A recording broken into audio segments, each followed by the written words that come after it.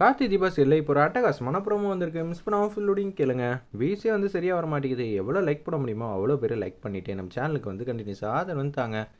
நம்ம கார்த்தி வந்து மண்டபத்தில் வந்து இல்லை போல், வெளியில் வந்து போயிருக்காங்க ஏதோ ஒரு ஒர்க்குக்காக. அப்பன்னு பார்த்து ரியா வந்து உச்சக்கட்ட கோவத்தில் இருக்காங்க.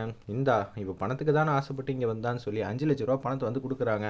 யாருக்கு வேணும் இந்த காசு? இவங்க எல்லாம் காசு கொடுக்காம இருந்தால் கூட எனக்கு கோவம் வந்திருக்காது.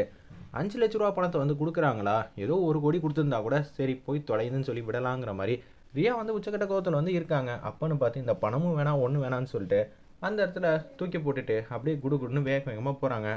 ஆனந்த் வந்து பின்னாடியே ரியா வந்து ஃபாலோ பண்ணிகிட்டே இருக்காங்க. அந்த இடத்துல இருப்பினும் வந்து ரியா எங்கே போனாங்கன்னு ஆனந்தால சரியாக வந்து பார்க்க முடியல. சரிப்பா, அவள் போனால் போயிட்டு போட்டோம், பயந்து போயிருப்பா, நம்மக்கிட்டேருந்து மிகப்பெரிய அமௌண்ட் வந்து எதிர்பார்த்துருப்பான்னு நினைக்கிறேங்கிற மாதிரி சொல்கிறாங்க.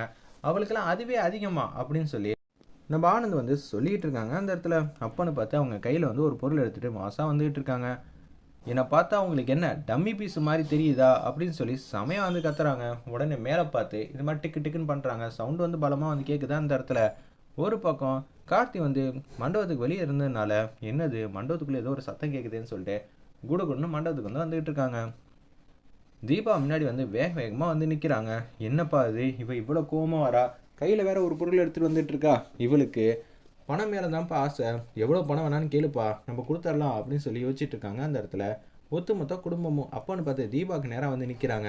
நீ தானடி ஆனந்தியும் மீனாட்சியும் சேர்த்து வைக்கணும்னு கங்கணம் கட்டிட்டு அலைஞ்ச, நீயும் உன் புருஷனும் சேர்ந்து தான் எனக்கு வாழ்க்கையே இல்லாமல் ஆக்குறீங்க. அப்படி இருக்க சுச்சுவேஷனில் பரிசு உனக்கு தான், இதை நீ வாங்கிக்கிட்டு தான் ஆகணும். இப்போ யாராவது வந்து பணத்தை பற்றி பேசுங்க பார்ப்போம் அப்படின்னு சொல்லும்போது அப்புறம் அவ்வளோதான் அப்படின்னு சொல்லி உச்சக்கட்ட கோவத்தில் வந்து பேசுகிறாங்க. உனக்கு எவ்வளோ பணம் வேணான்னு கேளு, நாங்கள் தரோன்னு அபிராமி அம்மா வந்து பேசுகிறாங்க. அந்த இடத்துல இப்போல்லாம் நீ பணத்தை பற்றி பேசுகிற, கொஞ்சம் நேரத்துக்கு முன்னாடி என்னென்னமோ பேசியிருந்தேன்.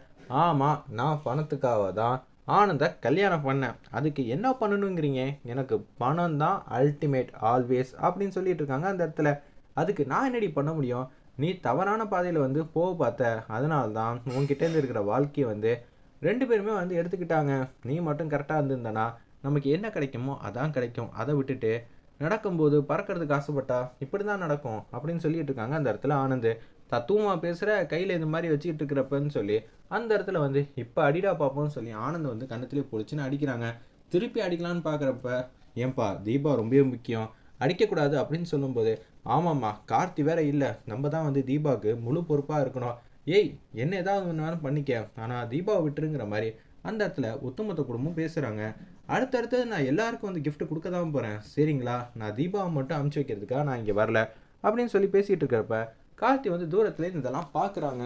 என்னது இவ இப்படி நடந்துக்கிட்டு இருக்கா, இவளுக்கெல்லாம் வந்து ஈவிறக்கெல்லாம் பார்க்க சொன்னாங்க ஒத்துமொத்த குடும்பமும், ஆனால் இவளுக்கெல்லாம் பார்க்குறதெல்லாம் டோட்டல் வேஸ்ட், என்ன பண்ணலாம் அப்படின்னு சொல்லி யோசிச்சுட்டே இருக்காங்க. அந்த இடத்துல கிட்ட போனாலும் பிரயோஜனம் இல்லை, ஏதாவது ஒரு பிரச்சனை தான் பண்ணிக்கிட்டு இருப்பா, நம்மளையும் வந்து ஏதாவது ஒன்று பண்ணணும்னு சொல்லுவாள்.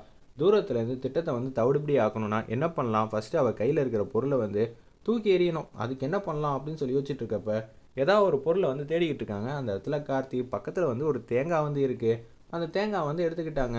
இதுதான் நம்ம ஒய்ஃபை வந்து காப்பாற்றக்கூடிய தருணம், கரெக்டாக குறி வச்சிடுறா கார்த்திங்கிற மாதிரி கார்த்தி ஒரு பக்கம் தீவிரமாக யோசிச்சுட்டு இருக்கப்ப நான் உன்னை சும்மா விட மாட்டேன், என்ன விளையாட்டு காட்டிக்கிட்டு இருக்கீங்களா?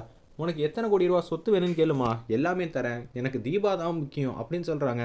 அத்தை எனக்கு அவளாக எதுவும் பண்ண வேணாம், இவன் என்ன சும்மா பூச்சாண்டி கட்டிகிட்டு இருக்காளா அப்படின்னு சொல்லி தீபா வந்து கெத்தா பேசிக்கிட்டு இருக்காங்க. அந்த இடத்துல தீபா கொஞ்ச நேரம் அமைதியாக இருமா, அவள் ஏதாவது பண்ண போகிறா.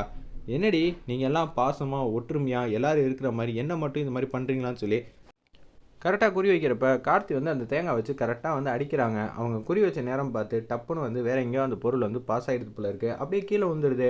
அப்போன்னு பார்த்து தீபா முன்னாடி வந்து நிற்கிறாங்க. ஆனது கண்ணத்துலேயே பொழிச்சுன்னு அடிக்கிறாங்க. அபிராமி அம்மாலேருந்து எல்லாரும் வேற லெவலில் கார்த்தி வந்து மாஸ் பண்ணிட்டாங்க. கார்த்தி மட்டும் வரலனா என்னால் இங்கே நினச்சி பார்க்க கூட முடியலங்கிற மாதிரி ஒட்டுமொத்த குடும்பம் கவலைப்பட்டுட்டு இருக்காங்க.